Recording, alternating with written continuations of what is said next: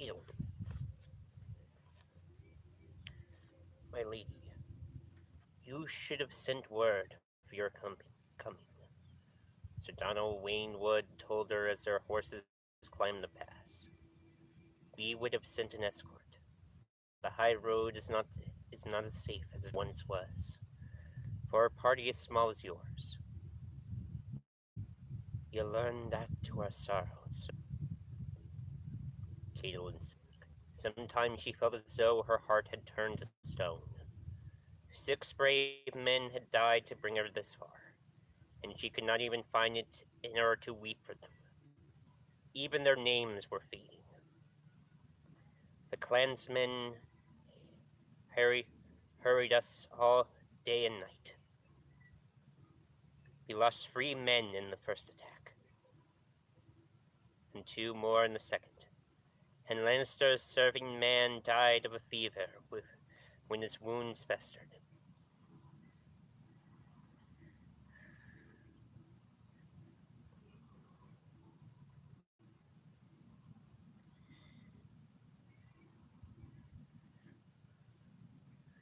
When we heard your men approaching, I thought us doomed for certain. They'd drawn up for a last desperate fight, blades in hand and backs to the rock.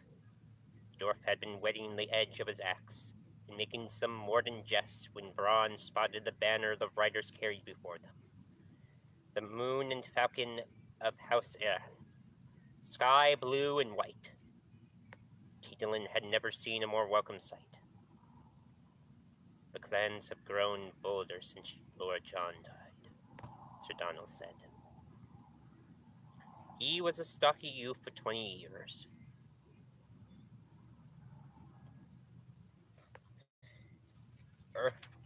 Earnest and homely, with a wide nose and a shock of thick brown hair.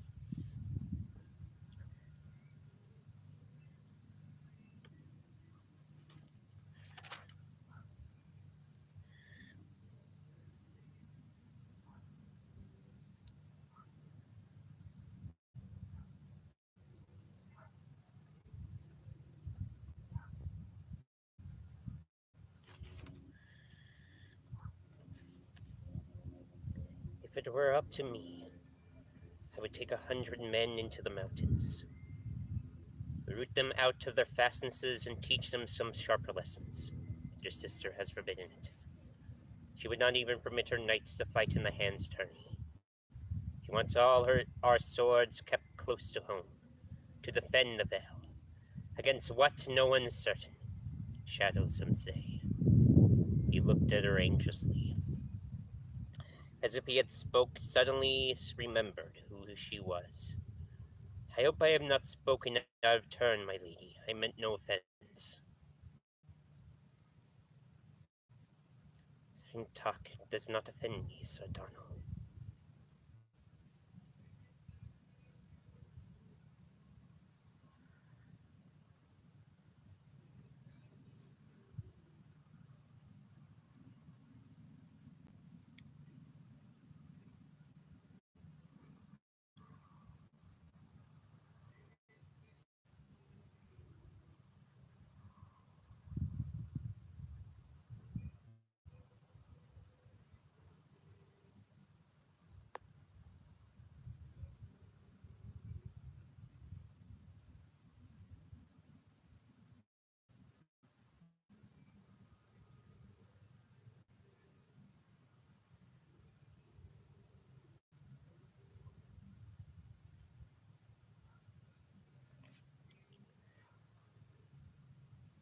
Catelyn knew what her sister feared. Not shadows, Lannisters, she thought to herself, glancing back to where the dwarf rode beside Bronn. The two of them had grown thick chicken had died. The little man was more cunning than she liked. When they had entered the mountains, he had been her captive, bound and helpless.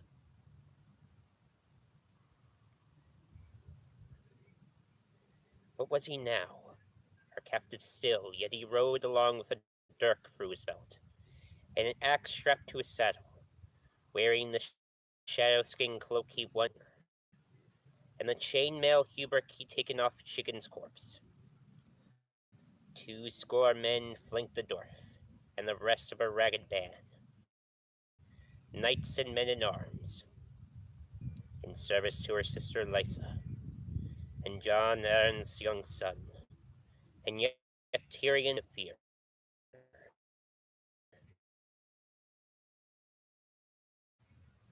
Catelyn wondered. Could he be an innocent after all? A Bran in jest? What did that make her? Six to bring him.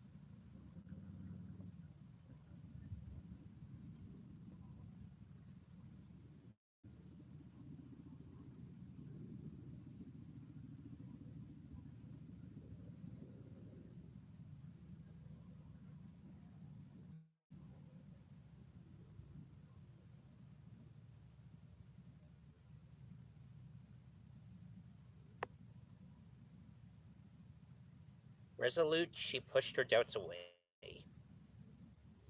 When you reach the your keep, I would take it kindly if you could send for Master Coleman at once. Sir Roderick is feverish from his wounds.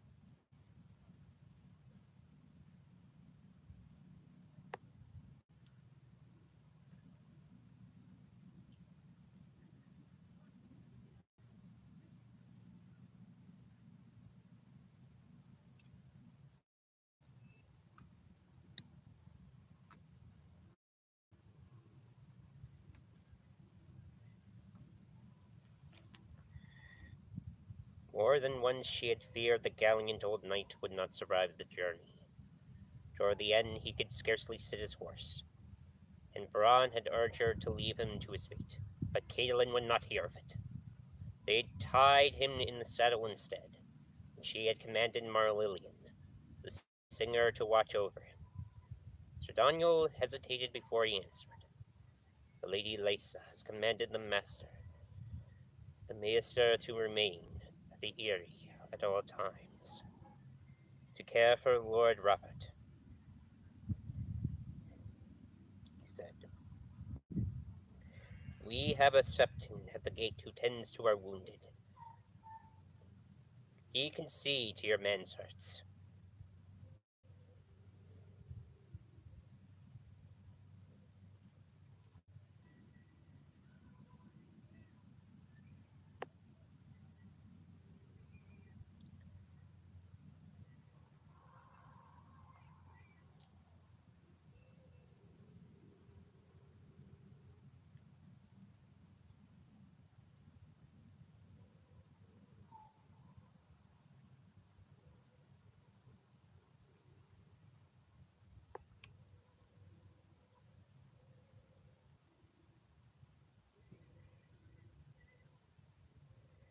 Catelyn had more faith in a maester's learning than a septon's prayers.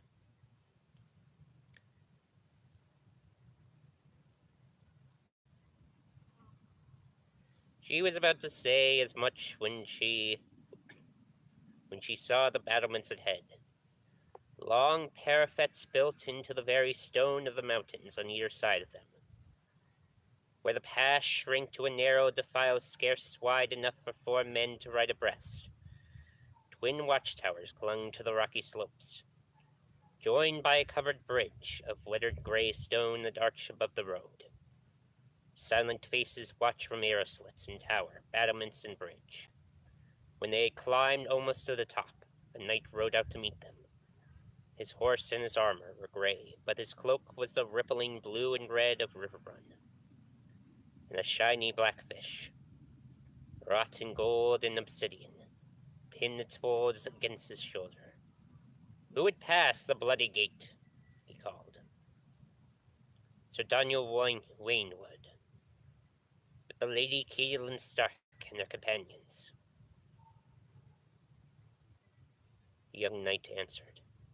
The knight of the gate lifted his visor. "I thought the lady looked familiar. You are far from home, Lady Little Cat."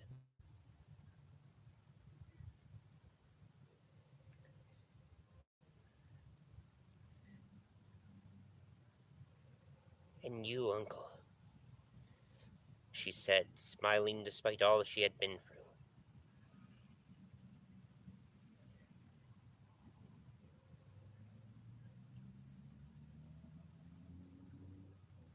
Hearing that hoarse, smoky voice again took her back 20 years, to the days of her childhood.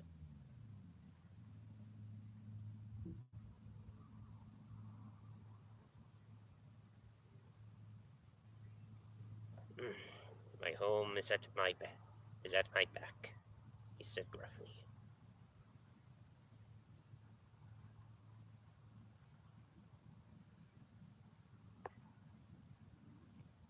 "Your home is in my heart," Catelyn told him. "Take off your helm. I would look on your face again. The years have not improved it, I fear."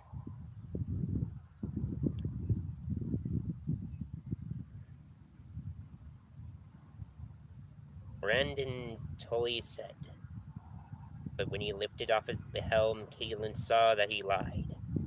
His features were lined and weathered, and time had stolen the auburn from his hair and left him only gray. But the smile was the same, and the bushy eyebrows fat as caterpillars, and the laughter in his deep blue eyes. "Did Lysa know you were coming?"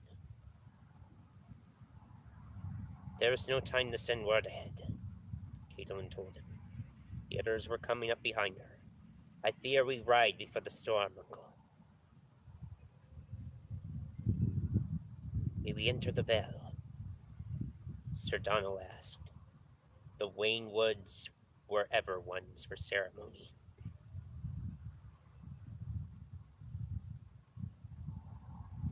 "In the name of Robert Eyre, Lord of the Eyrie, Defender of the Vale, true Warden of the East, I bid you enter freely and charge you to keep his peace," Sir Brandon replied. "Come."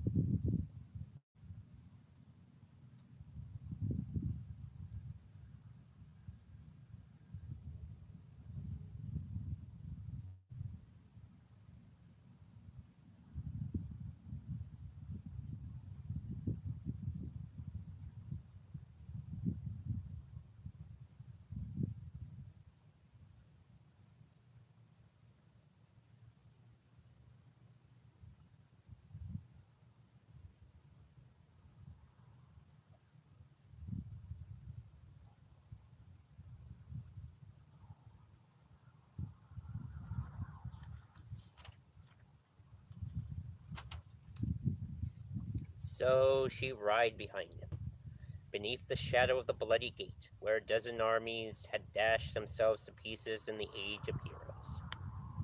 On the far side of the stoneworks, the mountains opened up suddenly upon a vista of green fields, blue sky, and snow-capped mountains that took her breath away. The veil of Erin wrapped in the morning light.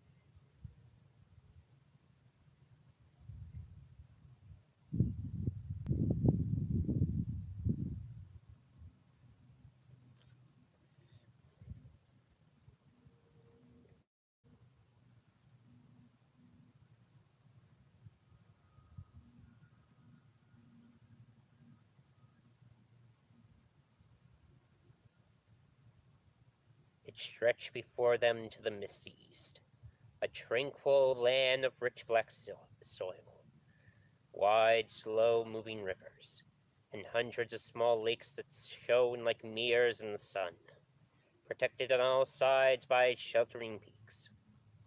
Wheat and corn and barley grew high in its fields, and even in High Garden the pumpkins were no larger nor the fruit any sweeter than here. They stood at the western end of the valley, where the high road crested the last pass and began its winding descent to the bottomlands 2 miles below. The vale was narrow here, no more than a half-day's ride across. The northern mountains seemed so close that Catelyn could almost reach out and touch them. Looming over them all was the jagged peak called the Giant's Lance, a mountain that even mountains looked up to, its head lost in icy mist miles above the valley floor.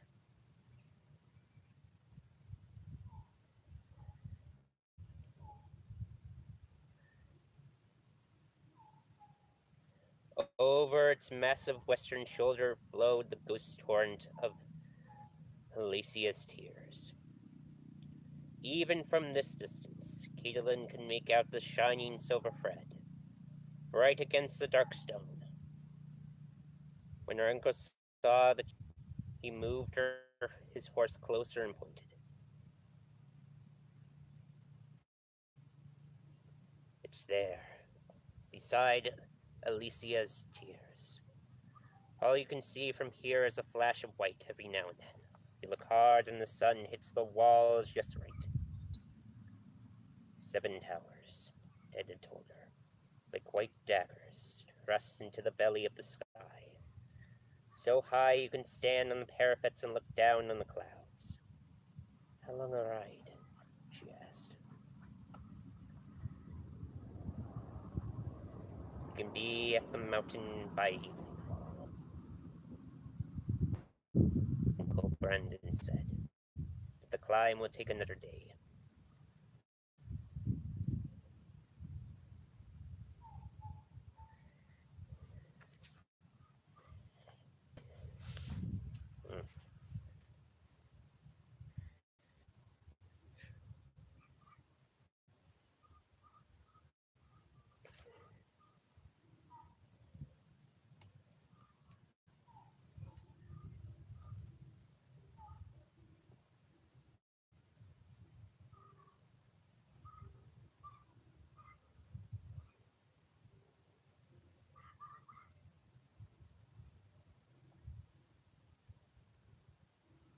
Sir Roderick Kessel spoke up from behind.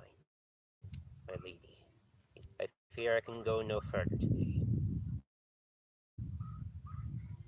His face sagged beneath his ragged whiskers, and he looked so weary Catelyn feared he might fall off his horse. Nor should you, she said. You've done all I can have asked of you, and 100 times more. My uncle will see me the rest of the way to the Eyrie. Lannister must come with me, but there is no reason that you and the others should not rest here and recover your strength.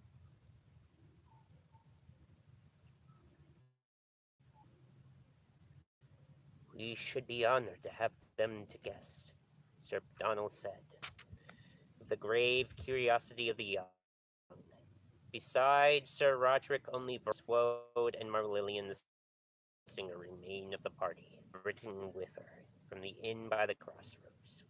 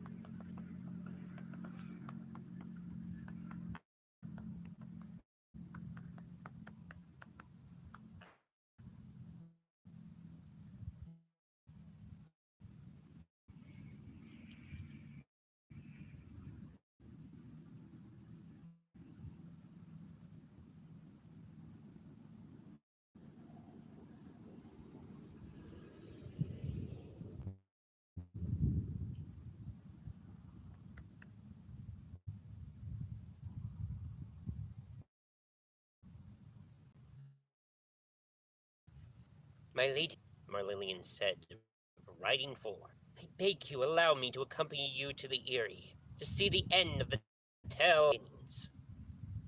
The boy sounded haggard, yet strangely determined. He had a fevered shine to his eyes. Catelyn had never asked the singer to ride with them. That choice he had made himself. He had come to survive the journey when so many braver men lay dead and unburied. She could never say. It was, but that made him look almost a man. Perhaps she owed him something for having come this far. Very well, told him. I'll come as well.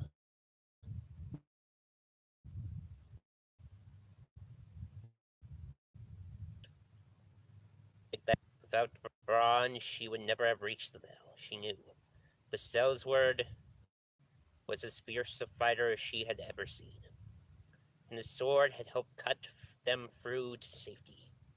Yet for all that, Catelyn misliked the man.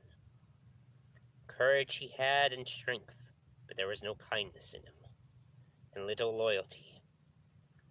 And she had seen him riding beside Lannister far too often, talking and laughing at some private joke. She would have preferred to separate him from the dwarf here and now, but having agreed that Marlillian might continue to the Eyrie, she could see no gracious way to deny that same right to Bronn. As you wish, she said, although she noted that he had not actually asked her permission. Sir Willis would remain with Sir Roderick, a soft-spoken septon refusing funds. There behind as well, poor ragged things. Sir Donald promised to send birds ahead to the Eyrie, and the gates of the moon with the word. Fresh mounts were brought forth from the stables, sure-footed mountain stock with shaggy coats, and within the hour they set forth once again. Catelyn rode beside her uncle as they began to descend to the valley floor. Bronn, Marlillian, and 6 of Brandon's men.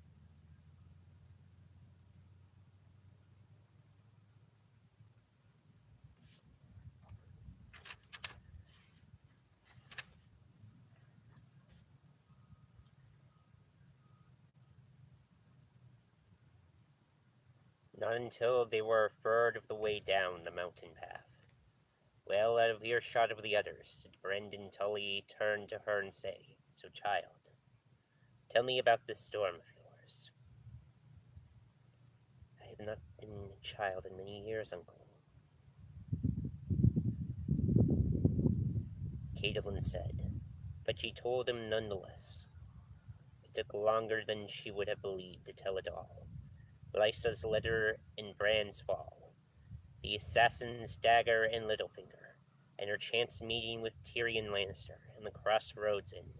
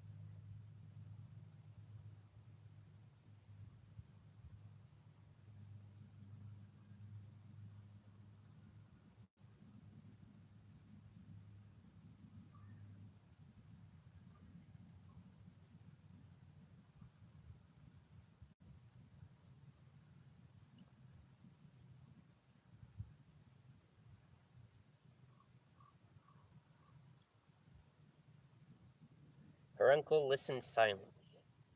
Heavy brow shadowed his eyes as his frown grew deeper. Brandon Tully had always known how to listen to anyone but her father. He was Lord Hoster's brother, younger by 5 years, but the two of them had been at war as far back as Catelyn could remember. During one of their louder quarrels, when Catelyn was 8, Hoster had called Brandon the black goat of the Tully flock. Laughing, Brandon had pointed out that the sigil of their house was a leaping trout, so he ought to be a black fish rather than a black goat. From that day forward, he had taken it as his personal emblem. The war had not ended. She and Lysa had been wed. It was at their wedding feast that Brandon told his brother he was leaving Riverrun to serve Lysa and her new husband, the Lord of the Eyrie. Lord Hoster had not spoken his brother's name since, from what Edmure told her in his infrequent letters. Nonetheless, during all those years of Catelyn's girlhood, it had been Brandon the Blackfish, to whom Lord Hoster's children had run with their tears when father was too busy and mother too ill. Catelyn, Lysa, Edmure, and yes, even Peter Baelish, their father's ward. He had listened to them all patiently, as he listened now, laughing at their triumphs and sympathizing with their childish misfortunes. When she was done, her uncle remained silent for a long time, as his horse negotiated the steep rocky trail. "Your father must be told," he said at last. "The Lannisters should march. Winterfell is remote, and the Vale walled up behind its mountains. But the river run lies right in their path.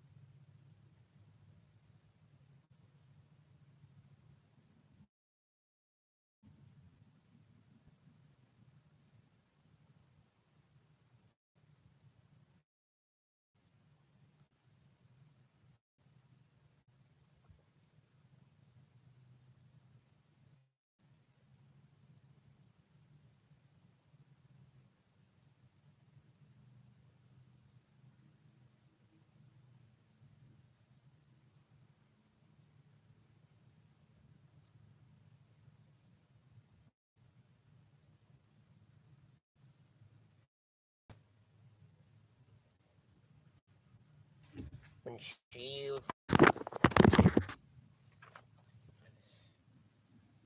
she was done, her uncle remained silent for a long time.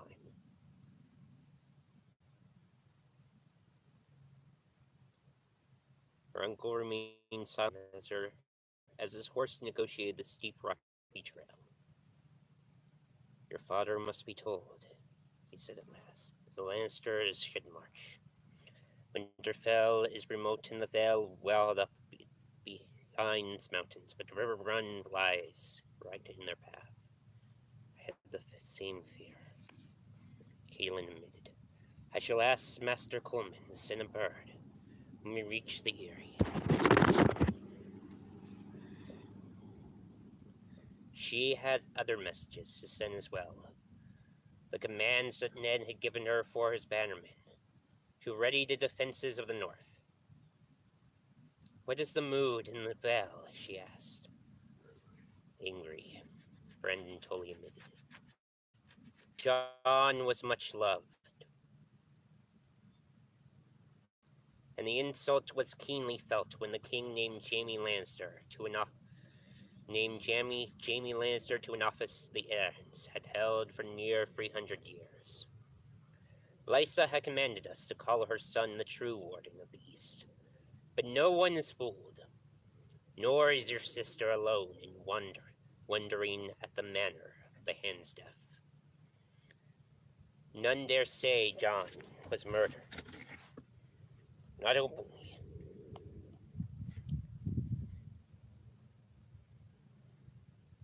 But suspicion casts a long shadow. He gave Catelyn a look, his mouth tight. And there is the boy. What of him? She ducked her head as they passed under a low overhang of rock and around a sharp turn. Her uncle, Lord Robert, he sighed. 6 years old, sickly, prone to take his dolls away. John Arryn's true-born heir. By all the gods, yet there are some who say he is too weak to sit his father's seat. Nestor Royce has been High Steward these past 14 years, while Lord John served in King's Landing. In many ways, the boy comes of it. Others believe that Lysa must marry again, and was made a hen. He said he suits her, Brendan told her, but she rejected. Lord Nestor and a dozen other suitable men. She swears that this time she will choose her lord husband. You of all people can scarce find fault her for that. Sir Brandon snorted. No, nor do I. But it seems to me Lysa's plan is only playing at courtship. She enjoys, but I believe your sister intends to rule herself until her boy is old enough to be Lord of the Eyrie as a name. A woman can rule as wisely as a man, Catelyn said. The right woman can, her uncle said with a sideways glance. Make no mistake, Cat. Lysa is not you. Lysa is not you. He hesitated a moment. Truth be told, I fear you may not find your sister as helpful as you would like. She was puzzled. What do you mean? The Lysa who came back from King's Landing, who went south when her husband was named Anne. Those years were hard for her. You must know, Lord Arryn was a dutiful husband, but their marriage was made from politics, not passion. As was my own. They begin, but your ending has been happier than your sister's. Stillborn, twice as many miscarriages. Lord Arryn's death. Catelyn, the gods gave Lysa only the one child. And he is all your sister lives for now, poor boy.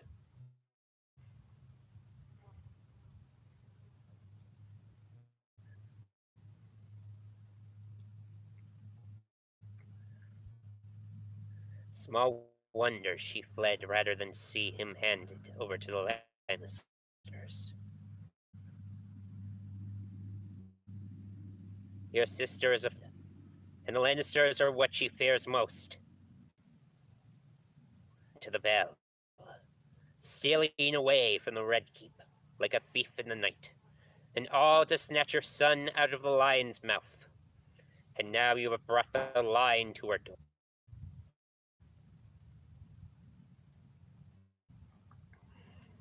In chains, said.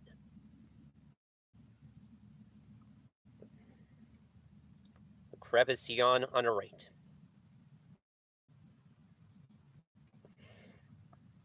Falling away into darkness. She reined up her horse and picked her way a long step. Oh, glanced back to where Tyrion Lannister was maimed behind them.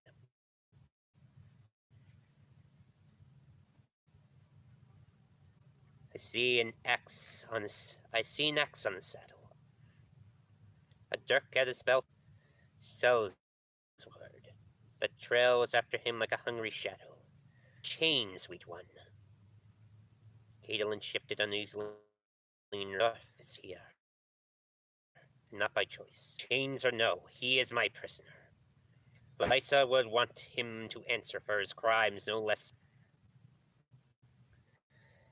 It was her own lord husband, the Lannisters, and her own letter that first warned us against them. Brandon Blackfish gave her a weary smile. I hope you are right, child. He sighed, in tones that said she was wrong.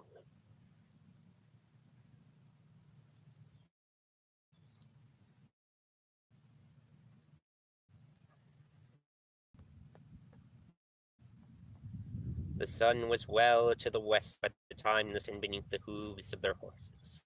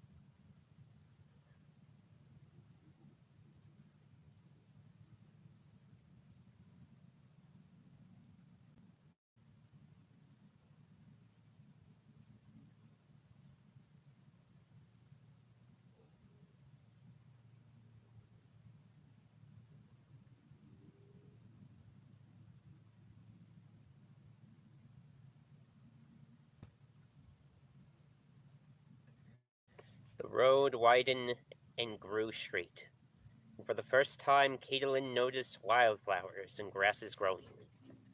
Once they reached the valley floor, the going was faster, continuing through verdant greenwoods and sleepy little hamlets, past orchards and golden wheat fields, splashing across a dozen sunlit streams. Her uncle sent ahead of them, a double banner flying from his staff, the moon and falcon of House Arryn on high, and below it his own Blackfish. Farm wagons and merchant carts, and riders from lesser houses moved aside to let them pass.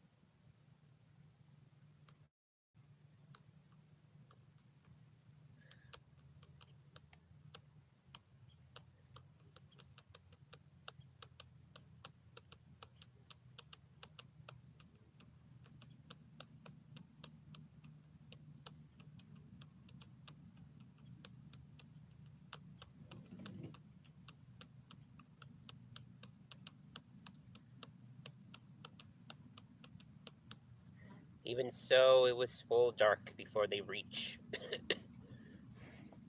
Even so, it was full dark before they reached the stout castle that stood at the foot of the giant's lance.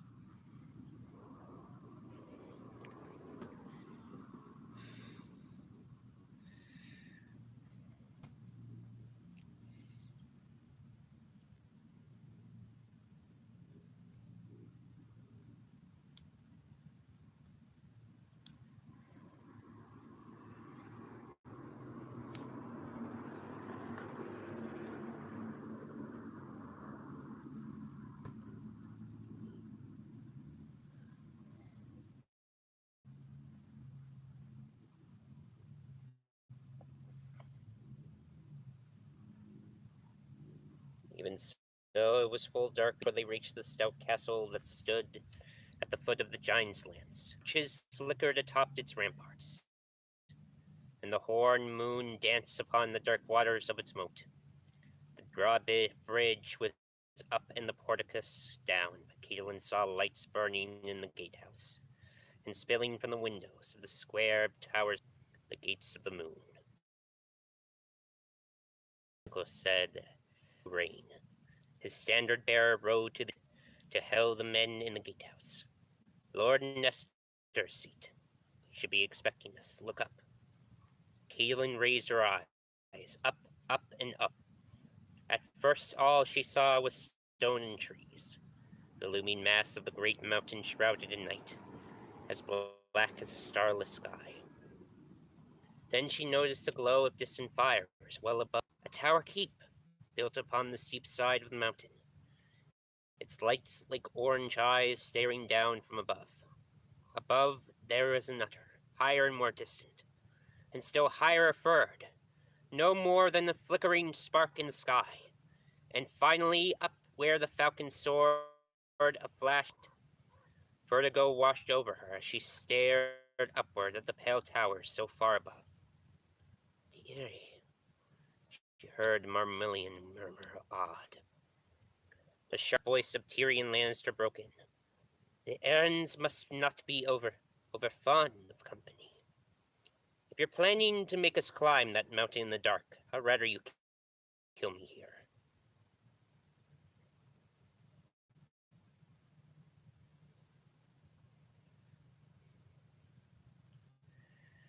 "We'll spend the night here and make the ascent on the morrow," Brandon told him.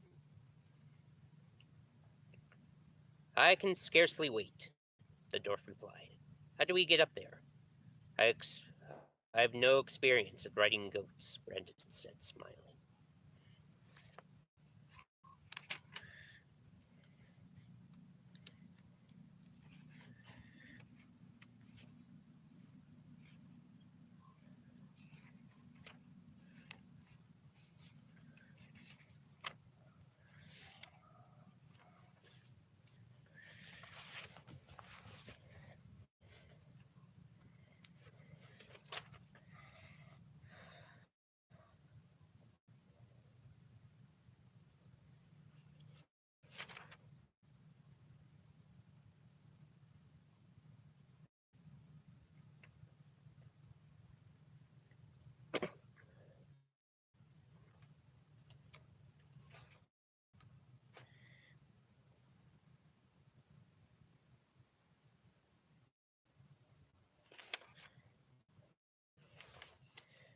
"There are steps carved into the mountain," Catelyn said. About them when he talked of his youth here with and John Eyre.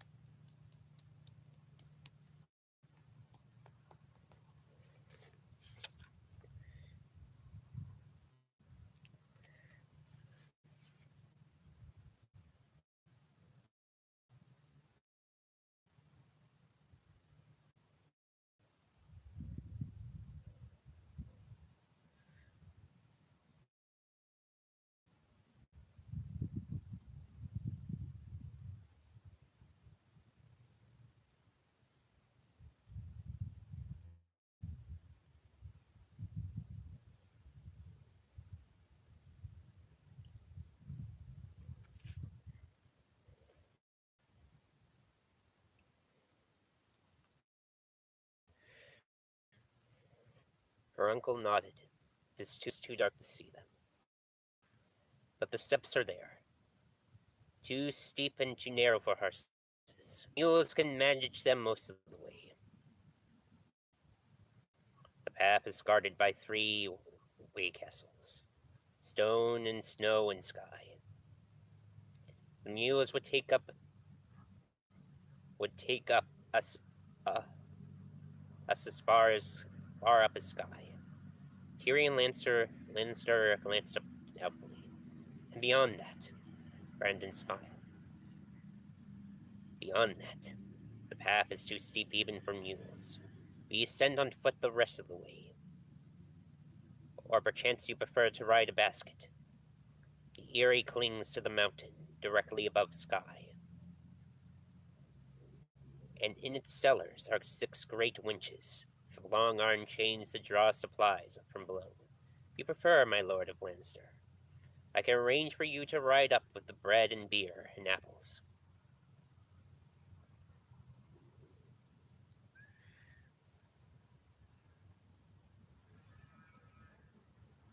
The dwarf gave a bark of laughter.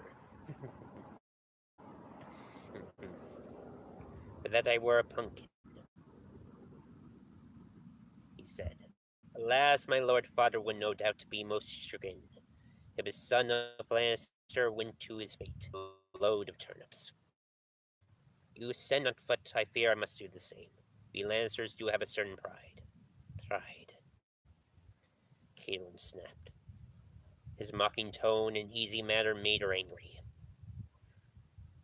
Arrogance, some might call it. Arrogance and avarice. And lust. My brother is undoubtedly arrogant, Lannister replied. My father is the soul of avarice. And my sweet sister Cersei, lust waking breath.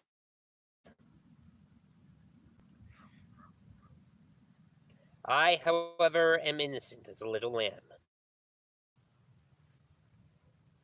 Shall I bleat for you?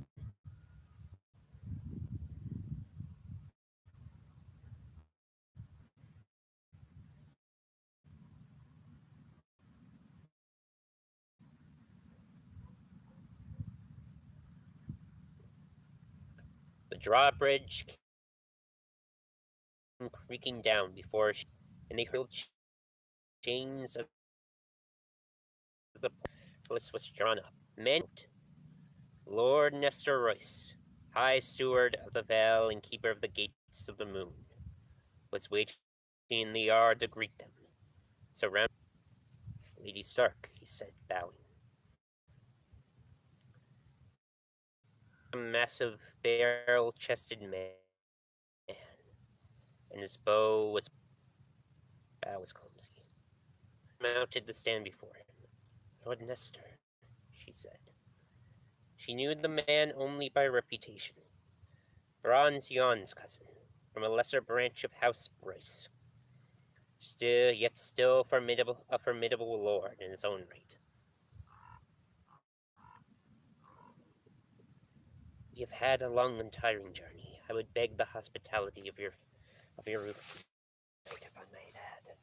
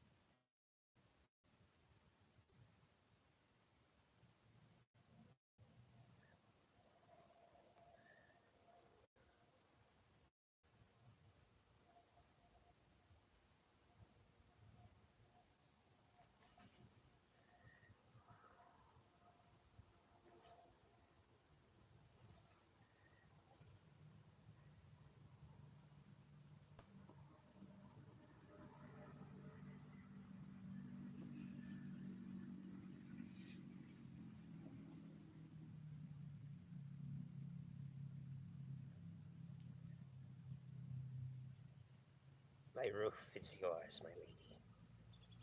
My roof is yours, my lady. Lord Nestor returned gruffly. But your sister, the Lady Lysa, has sent down word from the Eyrie. She wishes to see you at once. The rest of your party will be housed here and sent up at first light.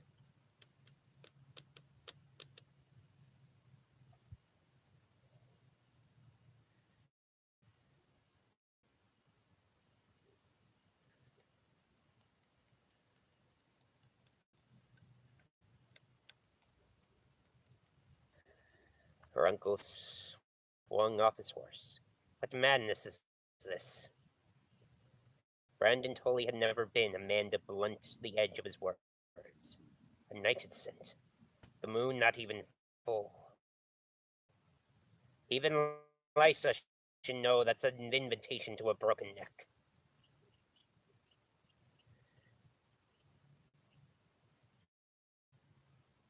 The mules know the way, Sir Brendan. The mules know the way, Sir Brendan.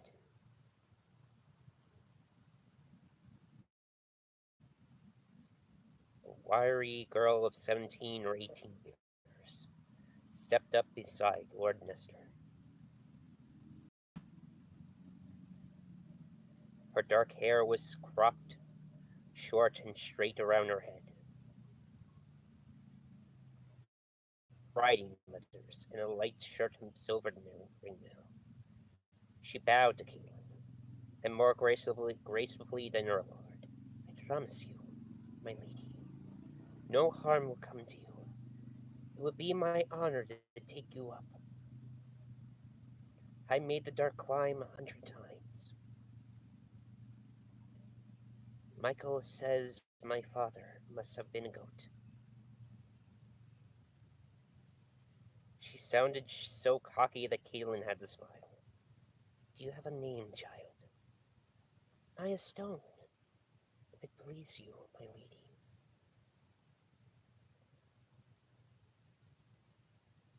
The girl said. It did not please her. It was an effort for Catelyn to keep the smile on her face. Stone was a bastard's name in the Vale, as snow was in the north, and flowers in Highgarden. In each of the 7 kingdoms, custom had fashioned a surname for children born with no names of their own. Catelyn had nothing against this girl, but suddenly she could not help but think of Ned's bastard on the wall, and the thought made her angry and guilty, both at once. She struggled to find words for a reply.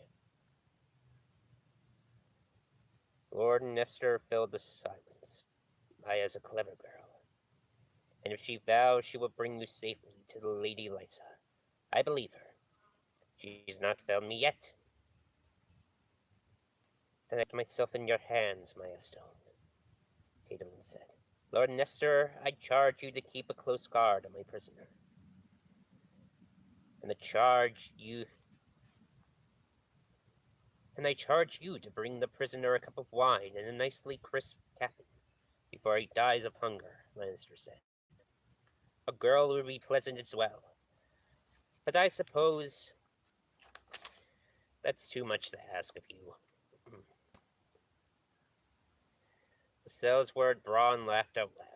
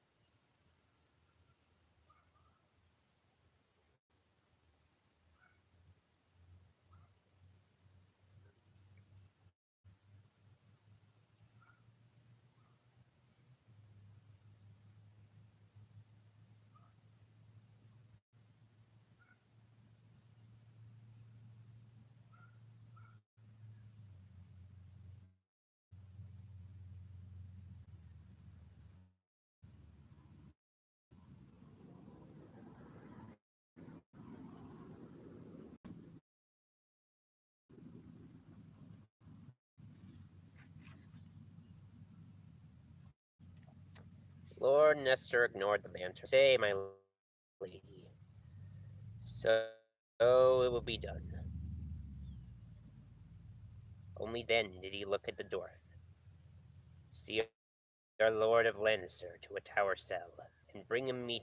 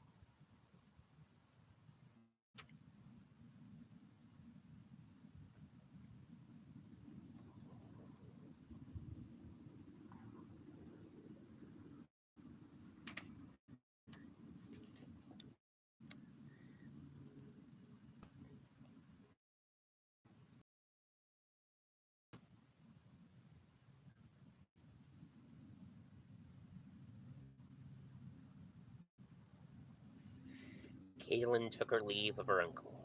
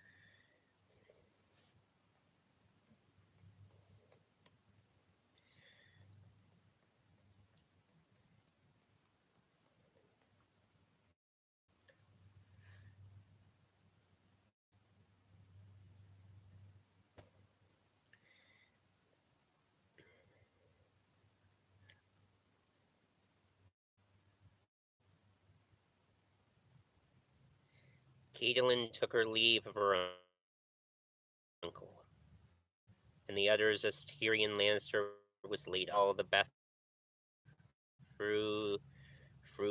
Two mules were waiting, they saddled and ready. Her mount one while the guardsman in the sky blue cloak opened the narrow post beyond a pine and spruce, and the mountain like a black wall. But the steps were there, chiseled deep into the rock, ascending into the sky. Some people find it easier if they close their eyes, Aya said as she led the mules through the gate, into the dark wood. When they get frightened or dizzy, sometimes they hold on to the mule too tight. They don't like that.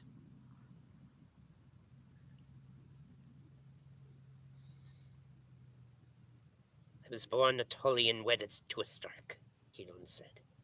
I do not frighten easily. Do you plan to light a torch? The steps were black as pitch.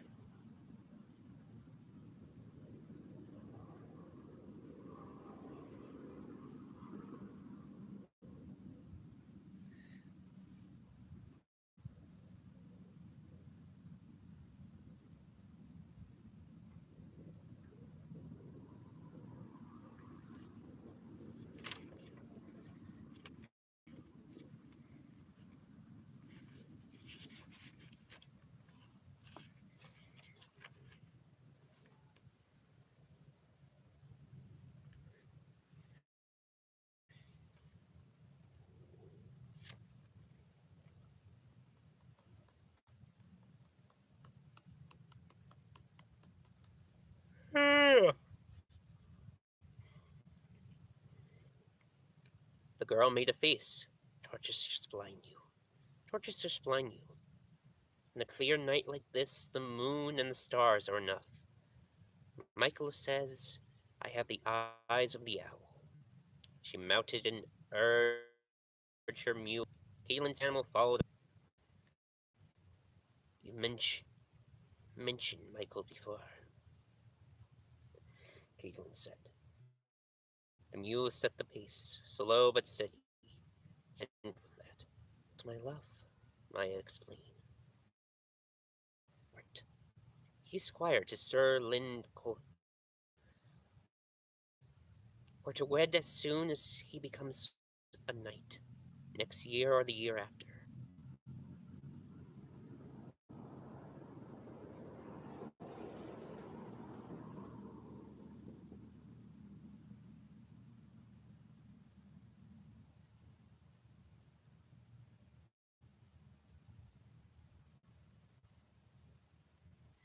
She sounded so like Sansa, so happy in hymns.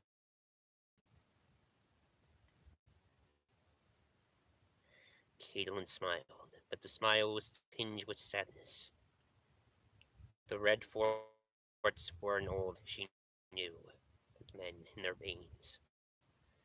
His love she might be, but no Redfort would ever wed a bastard.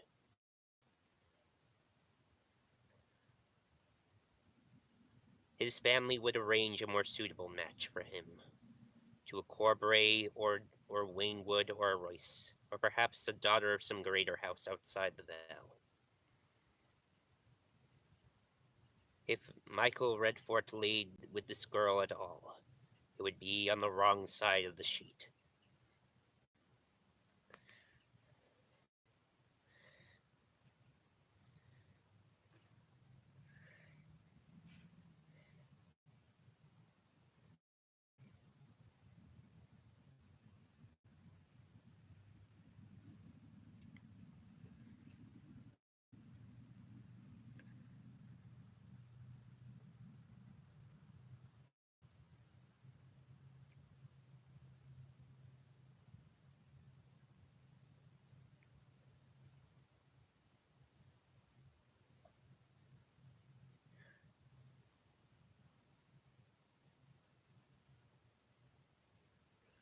The ascent was easier than Catelyn had dared for hope.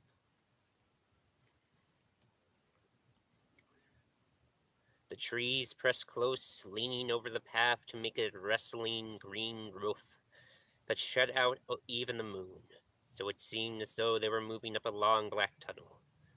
But the mules were sure-footed and tireless, and Maya's stone did indeed seem blessed with night eyes. They plodded up, winding their way back and forth across the face of the mountain as the steps twisted and turned. A thick layer of fallen needles carpeted the path, so that she made only the softest sound on the rock. The quiet soothed her, and the gentle rocking motion set Catelyn to swaying in her saddle. Before long, she was fine. Perhaps she did doze for a moment, but suddenly a massive iron-bound gate was looming before them. Stone, Maya announced cheerfully, wearily dismounting. Iron spikes were set along the tops of formidable stone walls.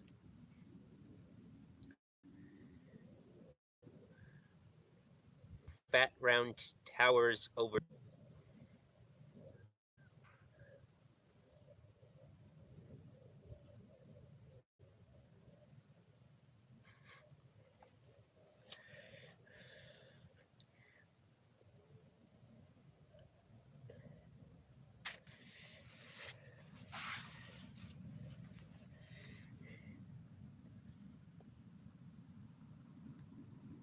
The gate swung open at Maya's shout. Inside, the portly knight who commanded the Way Castle greeted Maya by name and offered them the skewers of charred meat and onions still hot from the spit. Catelyn had not realized how hungry she was. Standing in the yard, as stable hands moved their saddles to fresh meals. The hot juices ran down her chin and dripped onto her cloak, but she was too famished to care.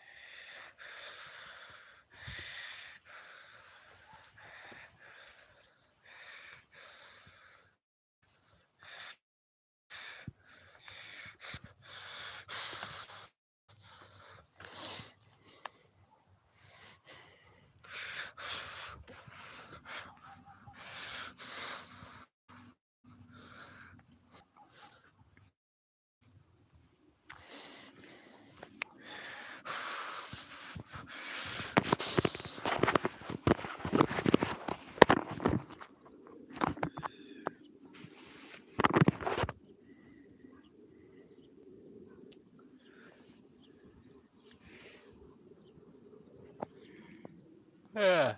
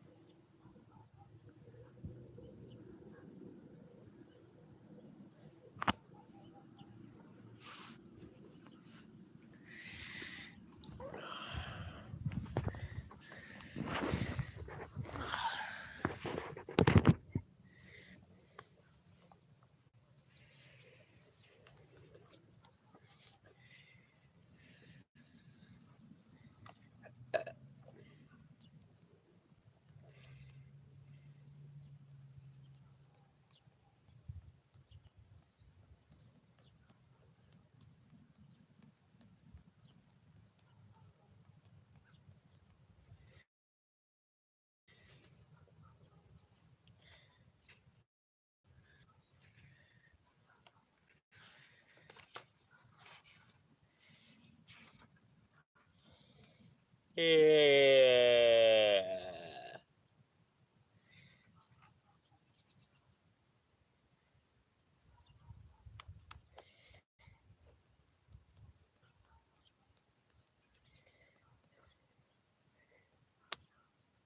Yeah.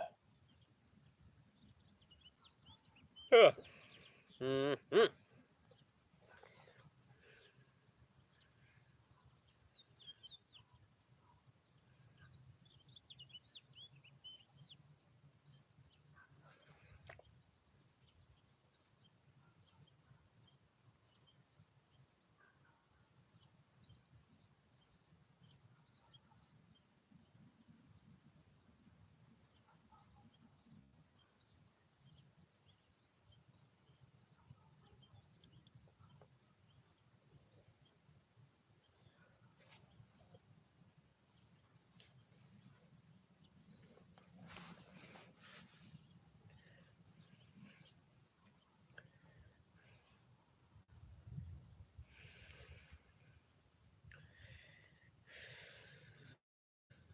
Once it gets to the 2 hour mark, I'm ending live stream.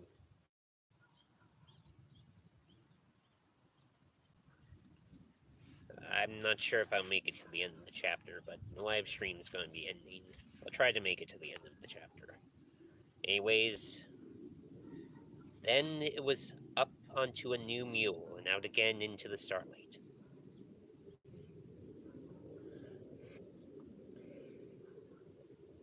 The second part of the ascent seemed more treacherous to Catelyn. The trail was steeper, the steps more worn, and here and there littered with pebbles and broken stone. Maya had to dismount a half-dozen times to move fallen rocks from their path. You don't want your mule to break a leg up here, she said. Catelyn was forced to agree. She could feel the altitude more now. The trees were sparser up here, and the wind blew more vigorously. Sharp gusts that tugged at her clothing and pushed her back hair into her eyes. From time to time, the steps doubled back on themselves, and she could see stone below them, and the gates of the moon farther down, its torches no brighter than candles.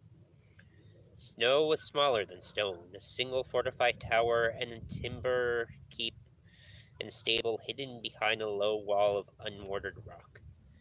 Yet it nestled against the giant's lance, in such a way as to command the entire stone stair above the lower way castle.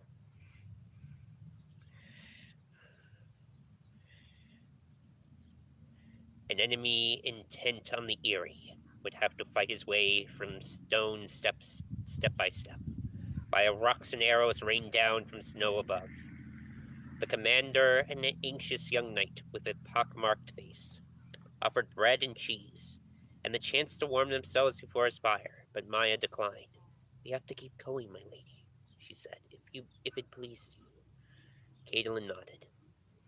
Again they were given fresh mules. Hers was white. Maya smiled when she saw it. He's a good one, my lady.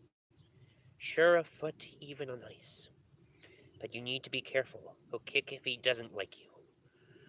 The white mule seemed to like Catelyn. There was no kicking, thank the gods. There was no ice either.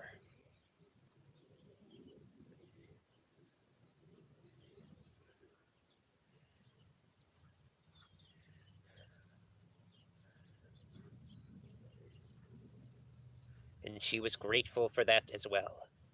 My mother says that hundreds of years ago, this was where the snow began.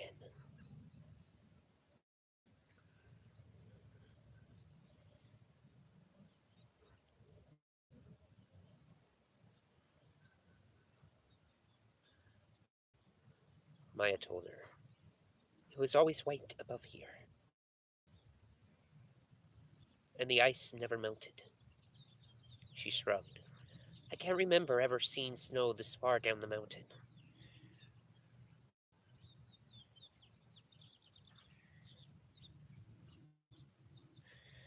But maybe it was that way once in the olden times.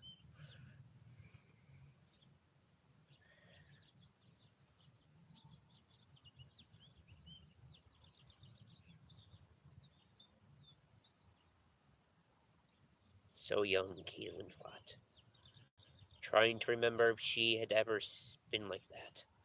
The girl had lived half her life in summer, and that was all she knew.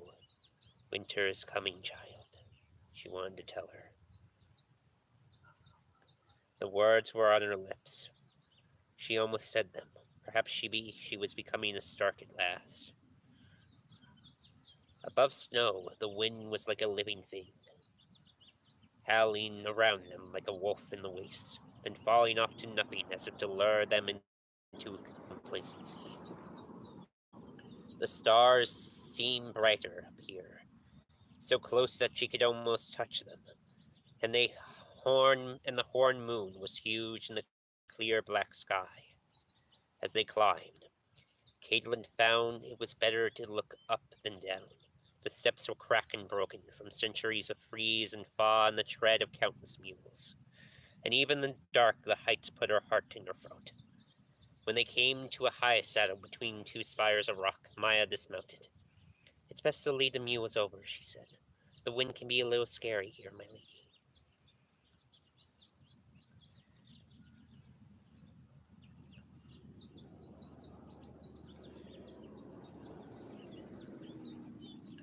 Catelyn climbed stiffly from the shadows and looked up at the path ahead.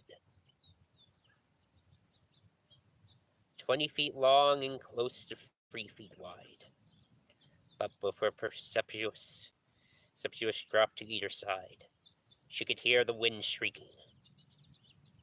Maya stepped lightly out, her mule following as calmly as they were crossing a bailey. It was her turn. Yet no sooner had she taken her first step than fear caught Catelyn in his jaws. She could feel the emptiness, the vast black gulfs of air that yawned around her. She stopped trembling, afraid to move. The wind screamed at her and wrenched at her cloak, trying to pull her over the edge. Catelyn edged her foot backward, the most timid of steps, but the mule was behind her, and she could not retreat.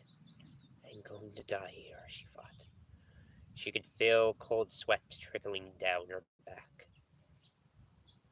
Lady Stark, Maya called across the gulf. The girl sounded 1,000 leagues away. Are you well? Catelyn Tully Stark swallowed what remained of her pride. I cannot do this, child, she called out. Yes, you can, the bastard girl said. I know you can. Look how wide the path is.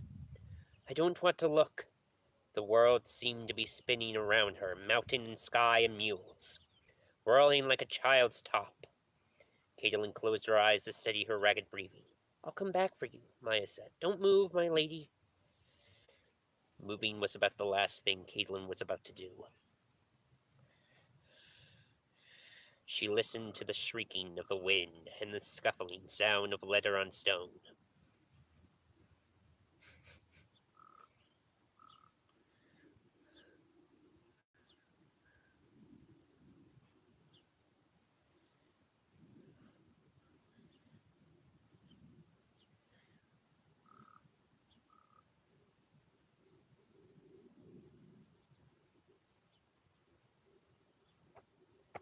Then Maya was there, taking her gently by the arm.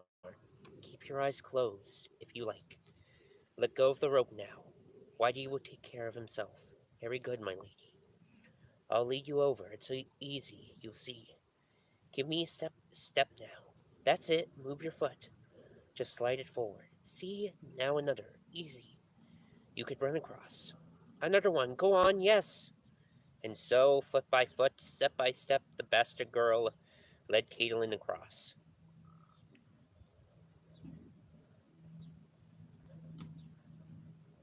Blind and trembling,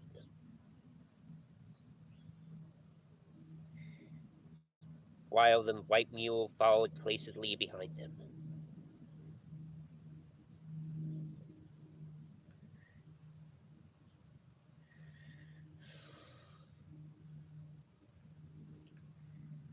The way castle called Skye was no more than a high crescent-shaped wall of unmortared stone raised against the side of the mountain. But even the topless towers of Valerilia could not have looked more beautiful to Catelyn Stark. Here at last the snow crown began. Skye's weathered stones were rimmed with frost, and long spears of ice hung from the slopes above.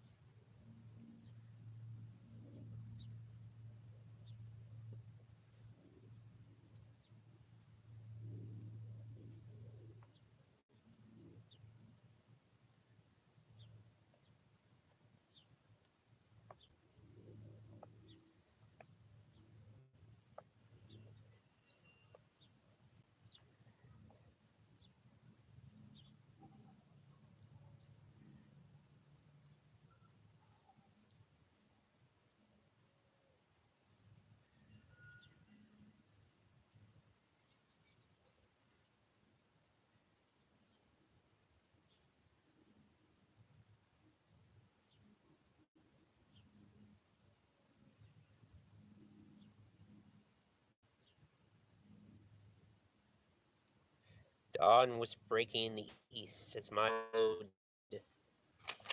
held for the guards.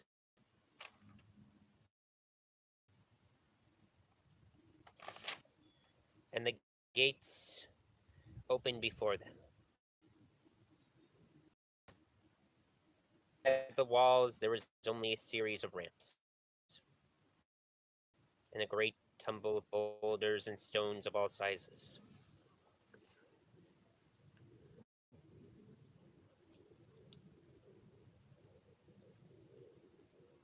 No doubt it would be the easiest thing in the world to begin an avalanche from here. And the rock face in front of them. The stables and barracks are in there, Maya said. The last part is inside the mountain. It can be a little dark, but at least you're out of the wind. This is as far as the mules can go. Past here, well, it's a sort of chimney. More like a stone ladder than proper steps. But it's not too bad. Another hour and we'll be there.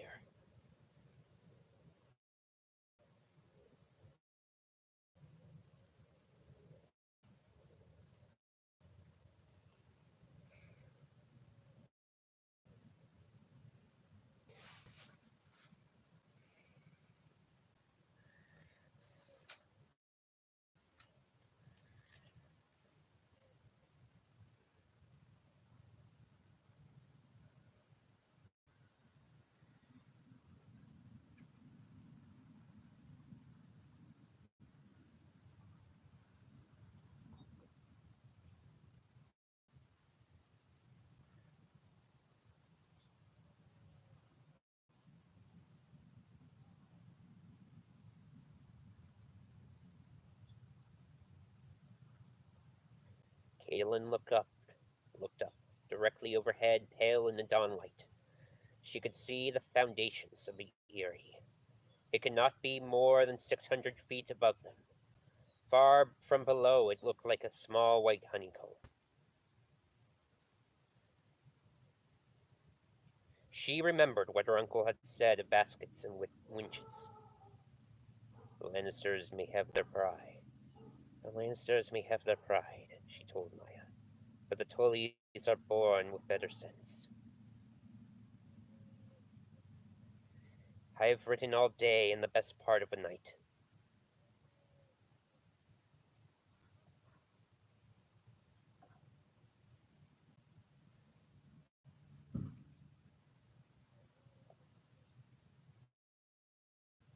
Tell them to lower a basket. I shall ride with the turnips. The sun was west by the time Catelyn Stark finally reached the Eyrie.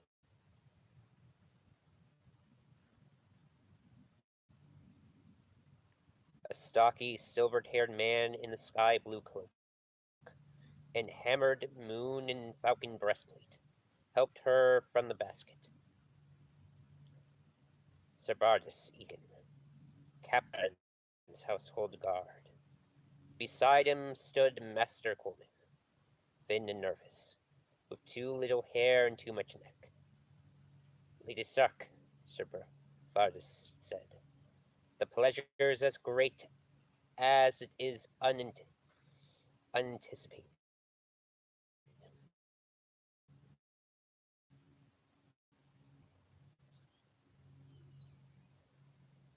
Mr. Coleman bowed.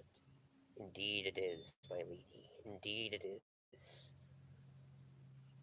I have sent word to your sister. She left orders to be awakened the instant you arrived.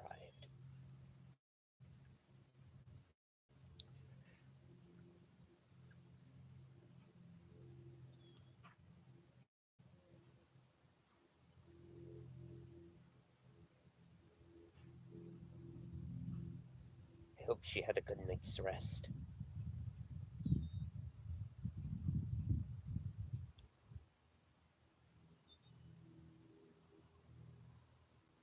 Catelyn said with a certain bite in her tone that seemed to go unnoticed.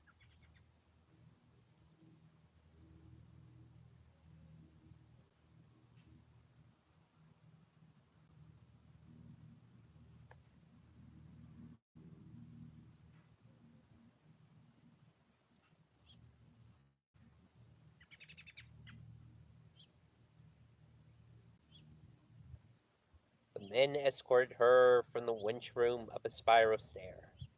The Eyrie was a small castle by the standards of the great houses. 7 slender white towers bunched as tightly as arrows in a quiver on a hilton. It had no need of stables, nor smithies, nor kennels. But Ned said its granary was as large as Winterfell's, and its towers could house 500 men.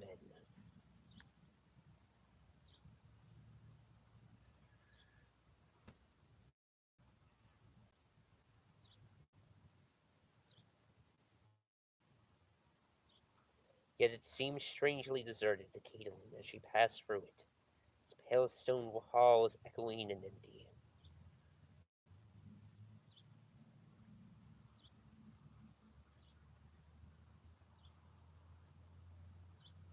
Lysa was waiting alone in her solar, still clad in her bed robes, her long auburn hair tumbled unbound across bare white shoulders and down her back.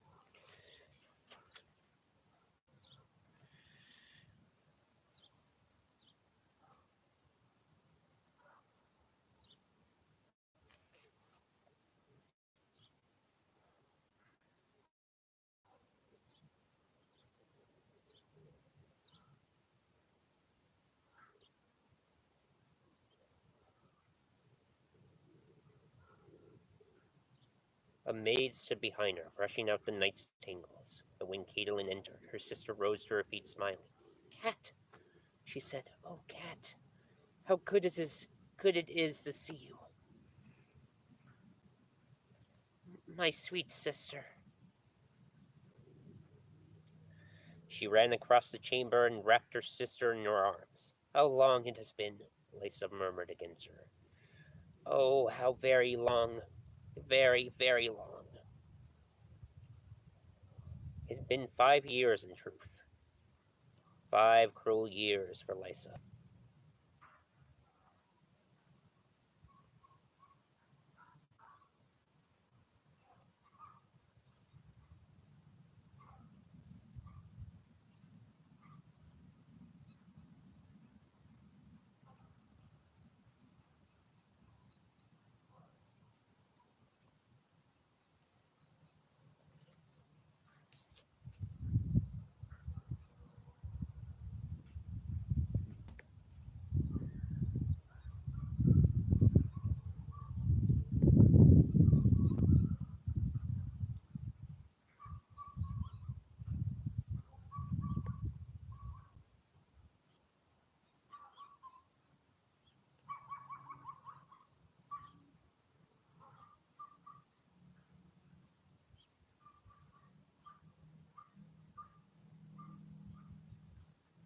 They had taken their toll.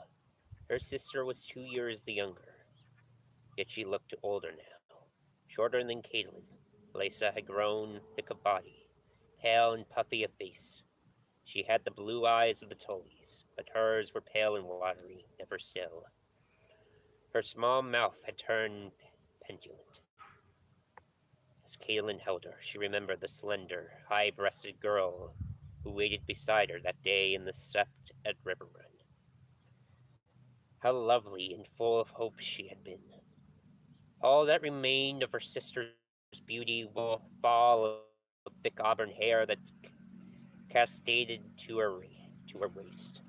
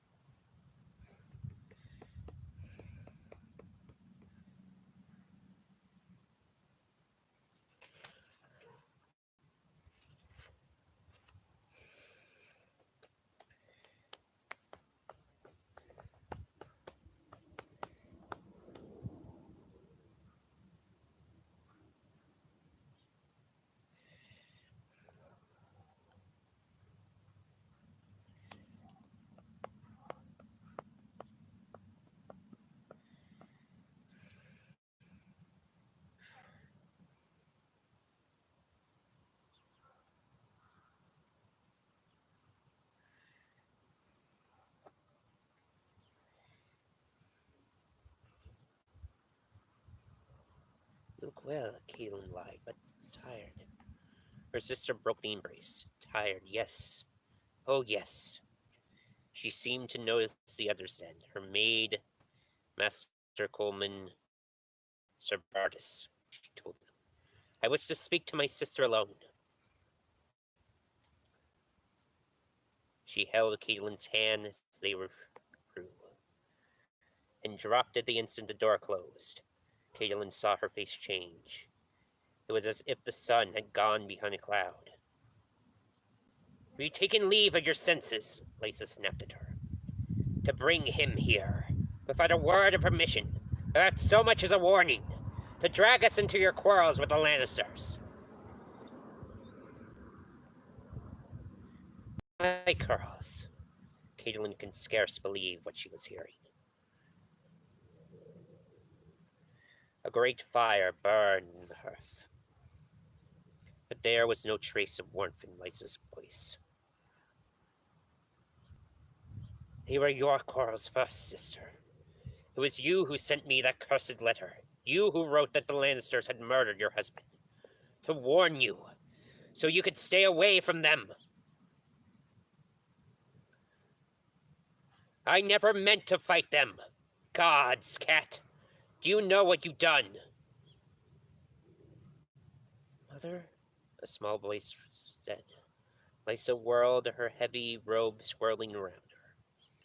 Robert Arryn, Lord of the Eyrie, stood in the doorway, clutching a ragged cloth doll. Anne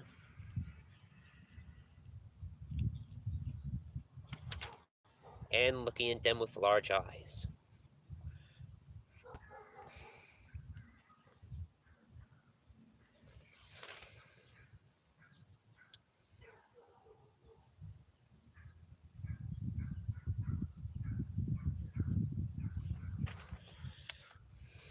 He was a painfully thin child.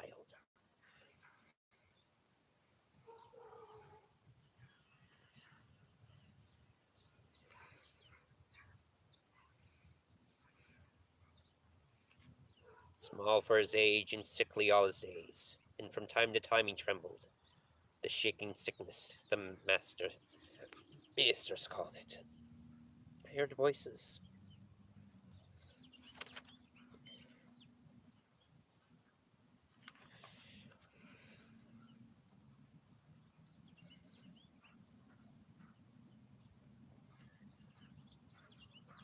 Small wonder Catelyn thought. Lysa had almost been shouting.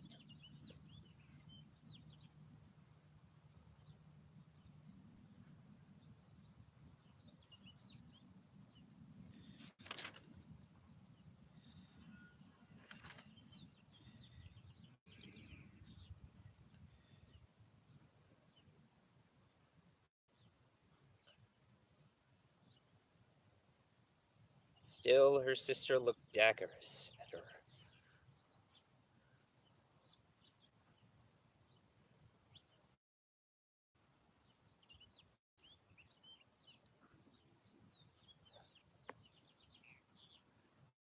This is your Aunt Catelyn, my sister, Lady Stark. Do you remember? Glanced at her blankly. I think so, he said, blinking, though he had been less than a year old and seen him. Lysa seated herself near the fire and said,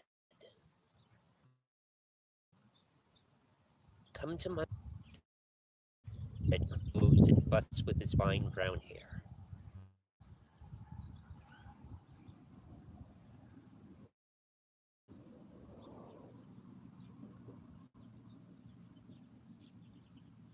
Isn't he beautiful? And strong too, don't you believe the things you hear?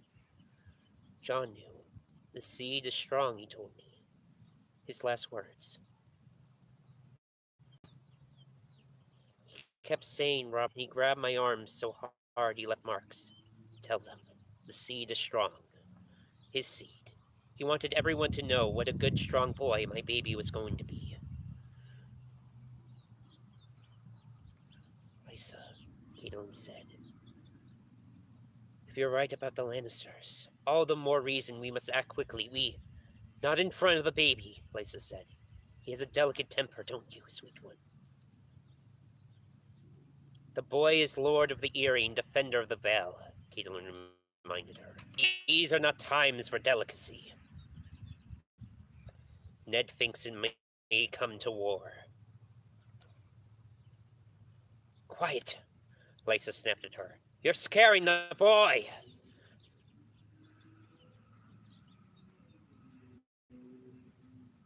Little Robert took a quick peek over his shoulders at Catelyn and began to tremble.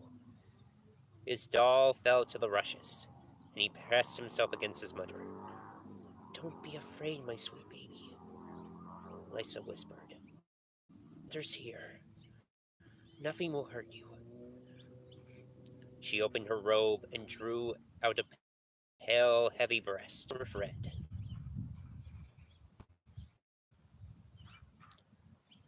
The boy grabbed for it eagerly, buried his face against her chest, and began to suck. Lysa stroked his hair. Catelyn was at a loss for words. Jon Arryn's son, she thought incredulously.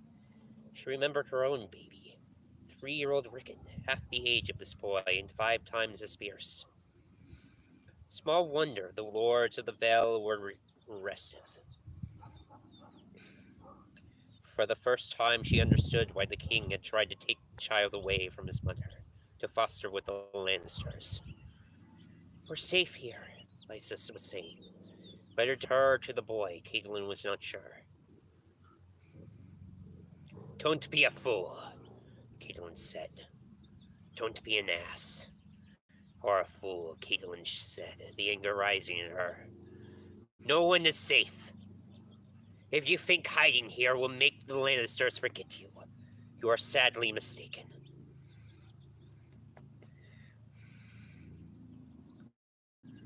Her boy's ear with her hand. "Even if they could bring an army through the mountains and past the Bloody Gate, the area is impregnable. No enemy could ever reach her." Kate wanted to slap her. Uncle Brandon had tried to warn her, she realized. No castle is impregnable. "This is one," Lysa insisted. "Everyone says so. The only thing is, what am I to do with the imp you have brought me?"